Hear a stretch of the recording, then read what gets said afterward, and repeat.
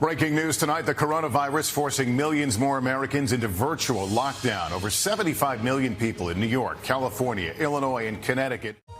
La lotta contro il Covid-19 mentre si intensifica.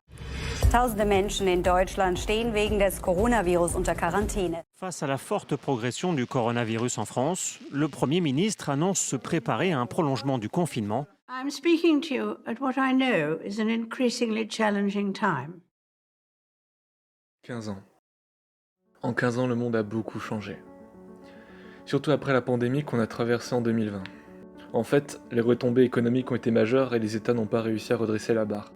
Aux quatre coins du monde, des émeutes sont déclenchées contre les dirigeants qui imposaient de plus en plus des politiques austéritaires et autoritaires. Internet a permis une politisation de masse des personnes, entraînant ainsi des manifestations de grande envergure. Et par chance, sa majeure partie du globe, les hommes et femmes politiques dotés d'idéaux réactionnaires et qui désignaient les autres comme responsables de la crise économique et sociale, n'ont pas réussi à s'installer. Suite à cela, l'ancien monde s'est frité rapidement et s'est entièrement effondré. On rigole énormément aujourd'hui quand ceux d'hier qui parlaient de construire le monde post-coronavirus ont complètement disparu des radars aujourd'hui. Dire que la vie était simple dans les premiers temps serait un véritable mensonge. On avait l'impression au début de tout ça de vivre un véritable cauchemar. D'abord, il a fallu faire le deuil de nos proches. La crise n'a vraiment eu aucune pitié. S'en est suivi une phase d'adaptation. On a dû tout réapprendre. La société de consommation d'avant nous avait complètement infantilisés en créant tous ses besoins et en donnant tout à portée de main. C'était comme une nouvelle enfance dans le fond. Cette période où on découvrait le monde, mais cette fois on n'avait pas nos parents pour nous tenir par la main et nous épauler dans cette grande aventure. Mais bon, on peut le voir comme l'ascension d'une montagne.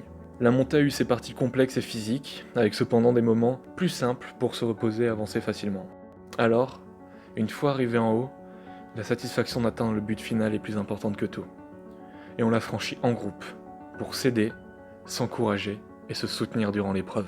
Je suis fier de voir le monde et la vie de rêve qu'on a réussi à se façonner tous ensemble aujourd'hui malgré tout. Bon. Aussi, la France n'existe plus, ou alors que dans de vieux livres d'histoire ou sur des anciens planisphères. Je crois même que c'est pareil pour une bonne partie des pays du monde.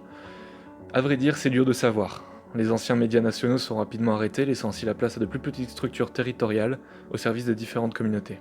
Là, j'ai dit communauté car aujourd'hui la manière de vivre est bien différente. Il y a eu un exode massif des villes vers les villages. À défaut de pouvoir se nourrir correctement dans les supermarchés, énormément de gens ont rejoint leurs proches dans les campagnes, laissant ainsi ceux qui n'ont pu partir se réapproprier le territoire et transformer les rues en champs. Vision assez surréaliste et impressionnante, surtout quand on se souvient le monde d'avant. Chaque communauté aujourd'hui est un ensemble de villes voire de villages qui s'entraident les uns les autres pour fournir les besoins de chacun. Chaque jour, on travaille tous pour garantir les besoins du groupe et le soir on se réunit.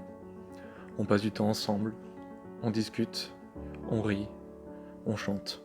Les débats sur la vie du village ont lieu également la journée finie. Chacun a son mot à dire. La vie d'aujourd'hui est certes plus rude car garantir un niveau de vie convenable demande beaucoup d'efforts, mais je dois dire qu'elle est tellement plus agréable. Tout semble tellement plus léger de nos jours. On se connaît tous et on se soutient tous. C'est la vie dont beaucoup rêvaient avant la crise. Une société plus résiliente, plus solidaire et plus libre. Nous sommes le lundi 25 mai 2020. RTL est toujours avec vous. Il est 7h. RTL Matin, Yves Calvi. Le journal avec Isabelle Choquet. Bonjour Isabelle.